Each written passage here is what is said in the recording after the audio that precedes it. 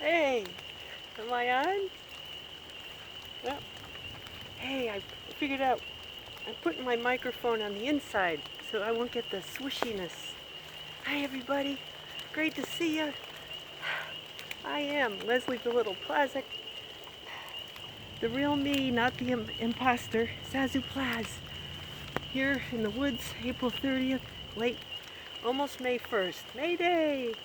May Day! Ah! For my Zazoo Plazz report, 4:30:23, 10:30 at night. I found this nice little hiding spot in the woods. And look at my tree. This is the tree I've been reporting at all, like this winter and early spring. Look at the buds. The leaves are coming out. And the froggies are here. It's pouring rain. It's 10:30 at night and I'm in the woods. Can't make this stuff up. Is that good? Can you see me? Maybe I'll put the light up a little higher. You can see me. How's that? Is that good? Oh man, I'm gonna be wet. Hopefully you can see all sides of my face here. Trying to get the best angle. It's hard because I don't know. There we go. I guess I'll just come in close. Hopefully you can see me. So, yeah, what a great night for people like me who love the rain. Quiet, dark places, creepy frogs, and nobody's gonna bother me out of here. About a week or so ago, the dog didn't want to go for a walk in the rain. And every night before dinner, which is usually about 11 p.m., I go for a walk. So I'm walking by myself, and it's pouring rain. I got my umbrella and my hoodie on, and my local neighborhood police lady, very nice, she's following me around. Like, I didn't do anything. I just walked. There's a little loop I do. I've got the school next to right in my backyard. So I go and I do a little loop and I go around the parking lot and I go back home. I feel, like I've touched grass. I've breathed the air, So she's like, hey, she gets out of the car. Our finest here in my town where we pay taxes and everything is super safe.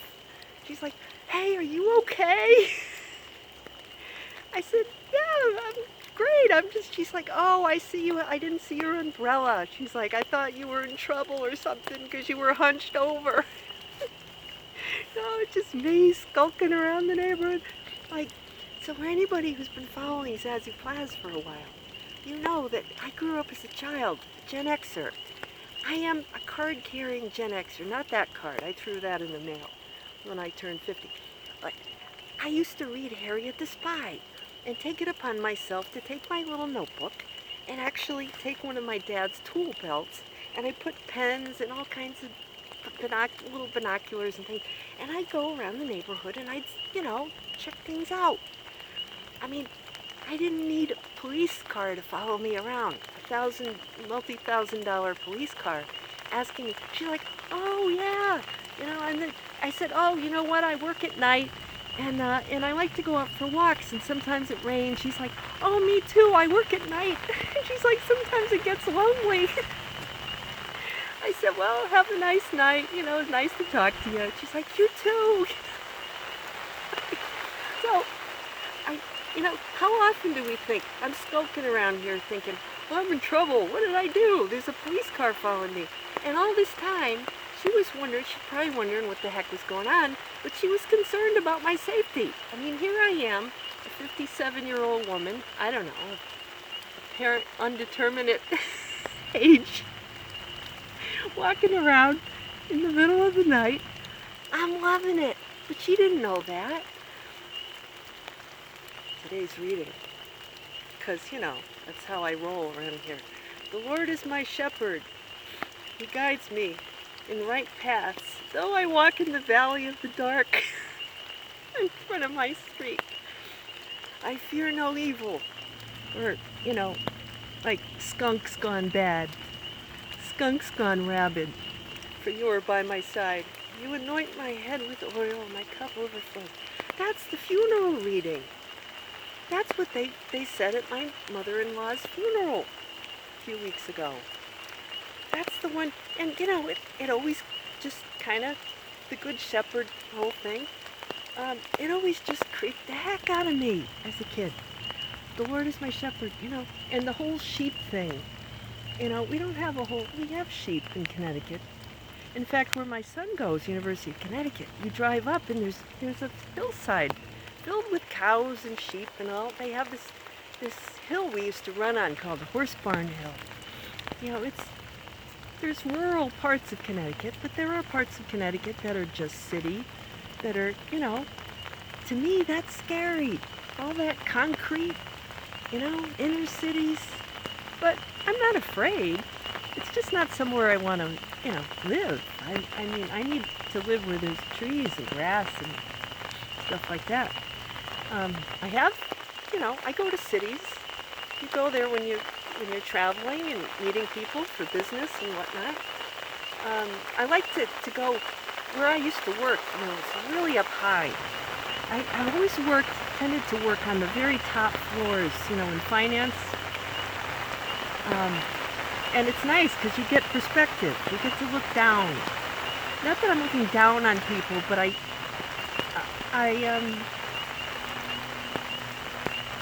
don't know. I get sort of the bird's eye perspective, seeing the forest for the trees. Sometimes you're in the forest. See, you're afraid because you can't see the big picture, right? All you see are, dark forest. And if I look in there now, I see it's all dark, and there's trees, and it looks like I don't know where I'm going. I can't see for the trees. And then once the leaves keep coming in, it's going to be really hard to see through. At least in the winter, you can see kind of through the trees, right? And that's when most people kind of get scared. When in the fall, that's when I start getting. That's my, thrilling season. I love that. I love when you can see through the tree because you can't hide anything without the leaves. Everything is dead, and it smells like, you're crunching through the leaves. It smells good. But that's my perspective as a Scorpio. So, all this death stuff that creeps most people out, psycho, jing, jing, jing. I love that. Because it's just the other side of this. If we didn't have dark, then you couldn't see the beautiful lights. People were reporting they're seeing the northern lights. I mean, somebody in Rhode Island saw them, and that's the state next to me here. Same, I always forget. Is it longitude this way and latitude that way, or I don't know. But Rhode Island's the next state over, and they saw the northern lights at the beach, where, if this is to be believed, and it's not just photoshopping, I have heard in the United Kingdom they've seen the northern lights, which is way far south than usual. So it's possible, we're at a similar, point, maybe, which is awesome. And the sheep knew the real deal. That the Lord and the sheep, that story with Jesus, my sheep follow me. My sheep know me, right? They won't follow a stranger. See, that's the thing. In other words, the sheep don't use their heads. They use their inner knowing. The sheep, they don't have brains like we have. They have, the basic function, animal function, but they listen to the voice. They hear the voice. Like my dog knows my voice. I go, baby, and she knows it's me. She knows it's one of my sons. I got no privacy. People come in, and I think, I have the whole day to myself. Get ready for my Zazoo report. People keep walking in. They just show up. I got these Gen Z kids, 22 and just turned 20. They just show up. Like, Mom, there's no food in the fridge. Like, order a pizza here. There's always somebody, right? You know, and then you go out in public, you got always somebody, there's some camera, something. I just ignore it. That's the world we live in now, you know? Um, and to me, I'd rather just go in the woods. And I know there's stuff watching me in the woods. There's owls, there's frogs, and all kinds of geese, and, stuff. But see, and then you tune into the fact, like the sheep, you start tuning into your instincts, right? You close your eyes. I feel the damp, leaves squishing under my feet in the mud. Luckily, I've got my my LL Bean hiking boots on. I got my rain pants. I'm in full camping gear today. I spent 28 years married to an Eagle Scout. I got my two sons, both Eagle Scouts, right? My dad raised me to be independent. He's a Taurus. His birthday was last week. I talked to him today. It's simple. It's earthy. I'm rain, I'm wet. I gotta get dry. I gotta get back home and make my turkey tostadas. But I have to do my Zazoo Plazz report first, because that's what I do. In the pouring rain, okay. So, and it's all around. But what I want to say is, okay, I'm leading up to the song of the week. I was headed downstairs, getting ready to go out to my Zazoo report. And we have this little, like many of our generation do, we have this, it's like a little curio cabinet. Now, we're cleaning out our house. We're cleaning out two houses. My mother-in-law just passed away, so my husband's over there. He's living over there. And he's got all of her stuff. And his father passed away in 2016. So he's still dealing with his father's stuff from when he passed away.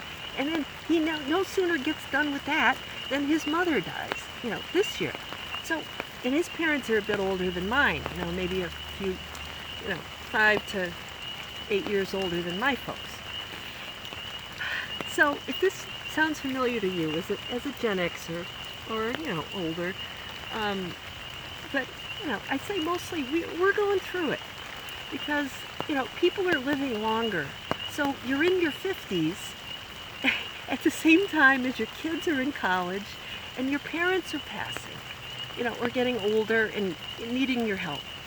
In previous generations, I think this wasn't so much the case.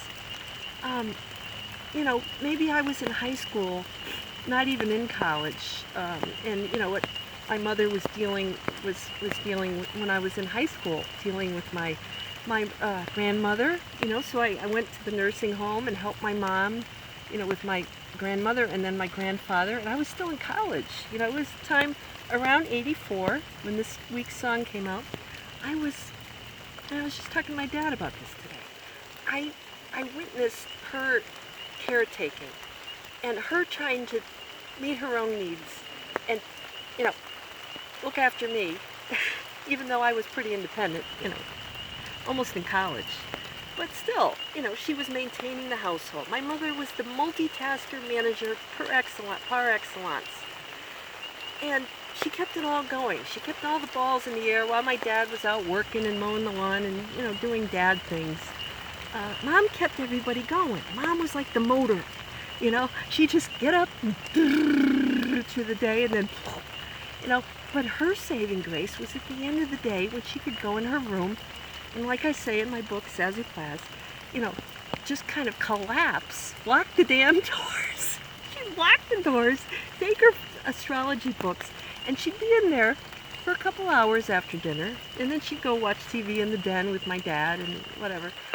But a lot of nights I wouldn't see her, because she'd be, like I say in my book, if she got the new Dell horoscope, she was like the granddad in the outhouse with the new Farmer's Almanac. Devouring it, consuming it like it was her lifeblood.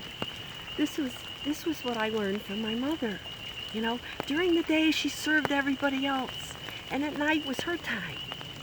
that's when Pauline got to do what fueled Pauline, you know, that knowledge, that thirst for knowledge. And then she would share it with people. People she'd meet, they'd go, "Oh, you seem to know about this kind of stuff. Can you give me some advice?" And my mother would, be standing in the middle of Kmart or, you know, Bradley's or, I don't know, the church parking lot chatting to some lady. And my dad would be, because my dad was the least patient man in the world. And he'd be like, "We're waiting for your mother again." And I'd be like, "Oh, yeah, I know."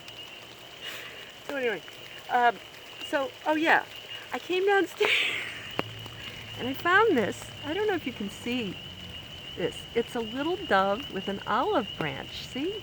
Can you see that? I don't know. I'm putting it by the, see, look. So I got this a few years ago. It was probably around 2014, 15. Back when I was still going to our parish church, and the boys were, my oldest son was going for his confirmation. And one Sunday, I think it was early fall,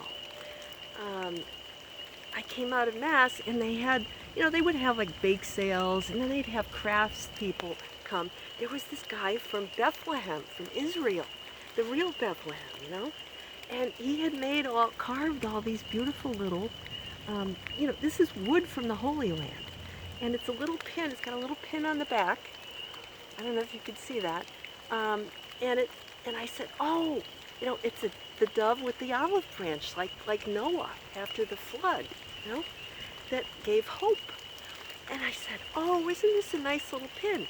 I'll get this for Ben so he can wear it on the lapel of his jacket for his confirmation," which he did.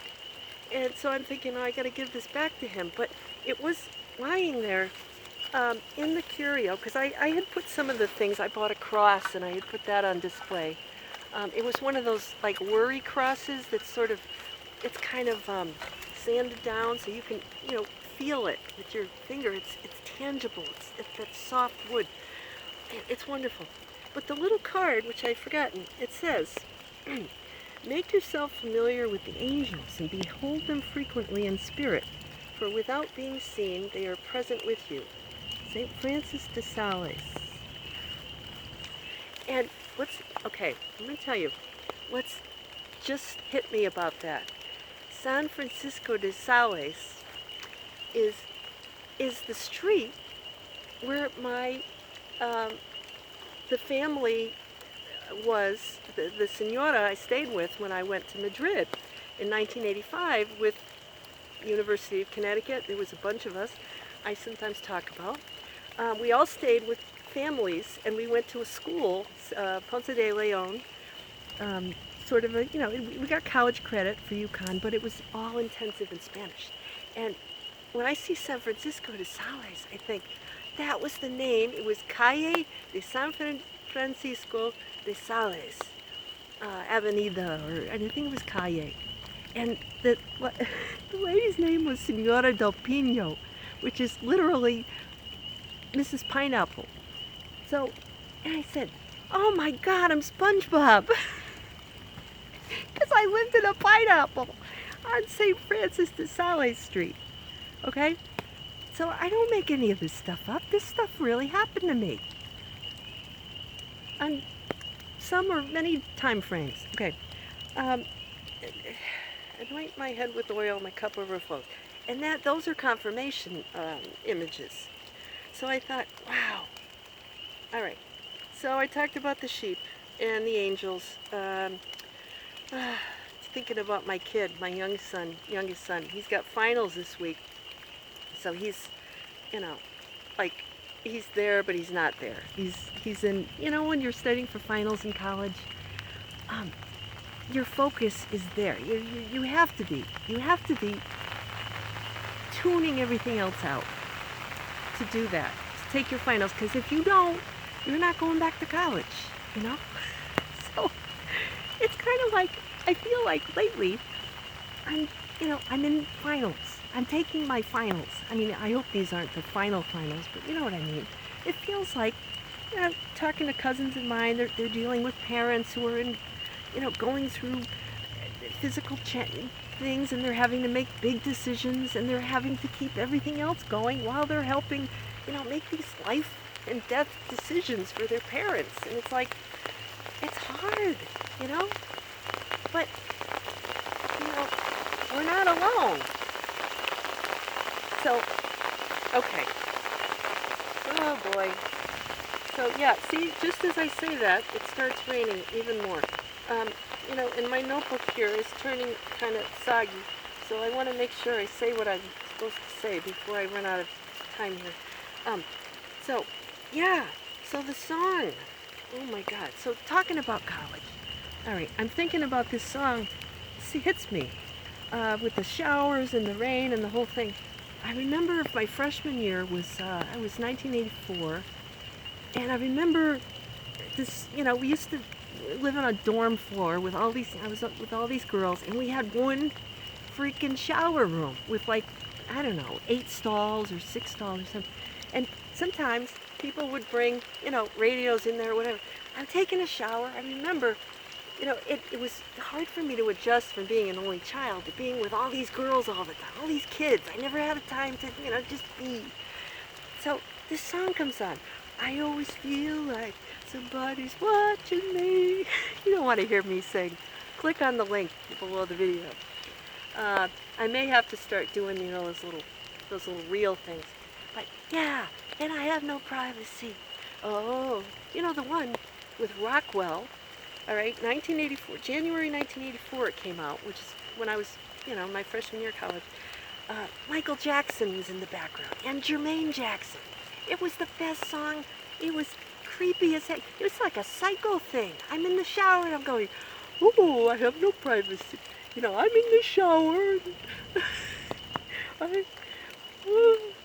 Daily showers remind me I'm sightful too much. That one. I'm like, yeah, that's exactly how I felt. Like, it was creepy. It's like, oh my God.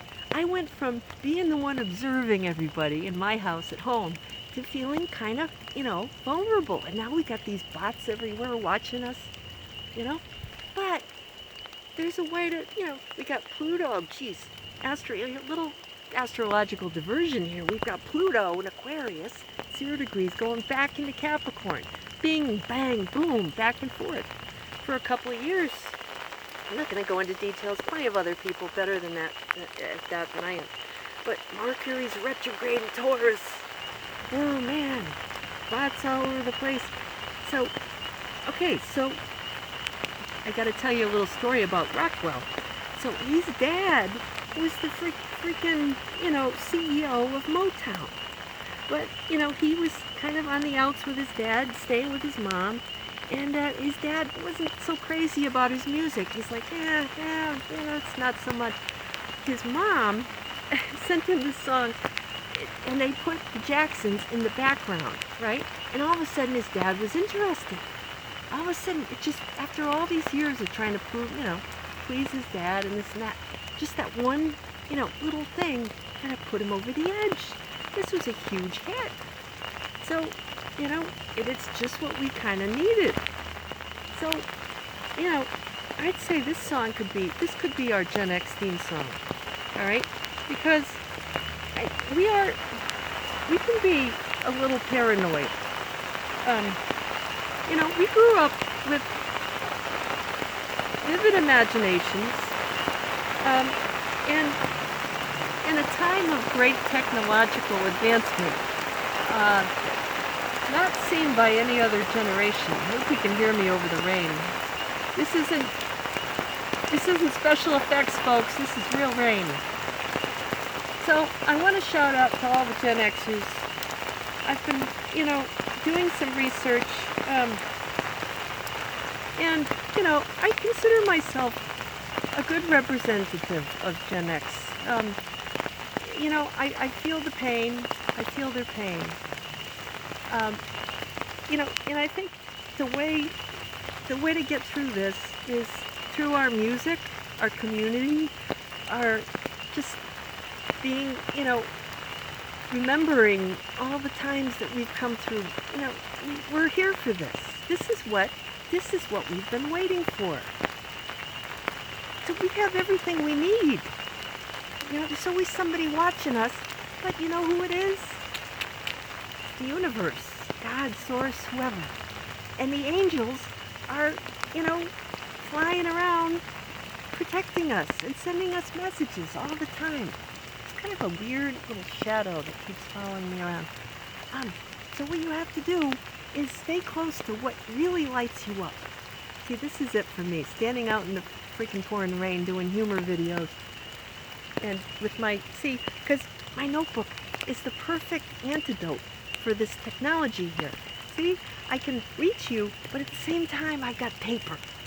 And when I got paper, paper comes from trees. Now I don't have a lot of paper, and I've been scanning all my old stuff, inhaling all those nice old book fumes. You need a few old book fumes around. Don't get rid of all of them. I like things nice and tidy and simple, but that's the way to counteract it. Go out and, touch a tree. Take find a dog to walk. My friend's walking dogs. She likes that. It's good. Put your feet on the ground. Cook a nice meal for yourself. Make something homemade instead of always taken out. It's good sometimes to support business. You know what I mean? Prepare a meal mindfully. Shut everything off. Shut off the news when you make your food. Somebody's in your space and they're distracting you. That's going to come into your food. If you're worried, you're going to ingest that. Get rid of all the, wipe your space of all the, just don't think about the shadows, the ones in the shadows watching you. Surround yourself and be aware of the angels surrounding you, of the good, right? See, there's a little bug flying around. See that? A little bug flying around, a moth. Reminds me of how my mother used to put mothballs all over the house so the moths wouldn't come and eat up the clothes. The moths got the last laugh. Anyway, there were mothballs everywhere. Anyway, what was I saying? Yeah, so just because your dad is CEO of a big record company, look at those obstacles. See, those obstacles are there for a reason. Those shadows are there for a reason. So that you can shine some light in them and say, what am I missing here? What do I need? Who do I need to back me up? To make me shine so that people will notice, what I have to offer. Maybe you just need some backup singers, Whatever. But just be alert for them, because they can come at any time. They might not be the Jacksons. They'll be, what you need, who you need.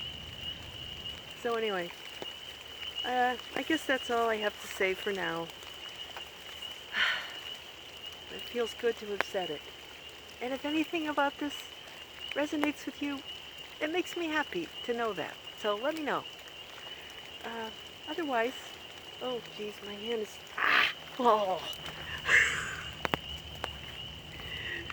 just go and do what lights you up, right? If you always feel like somebody's watching you, write about it, sing about it, document it. It's important for your future self. So until next week, it's a little soggy Zazoo Plazz signing out. Take care, stay dry, and happy May Day. May the force be with you. Till next week. See ya.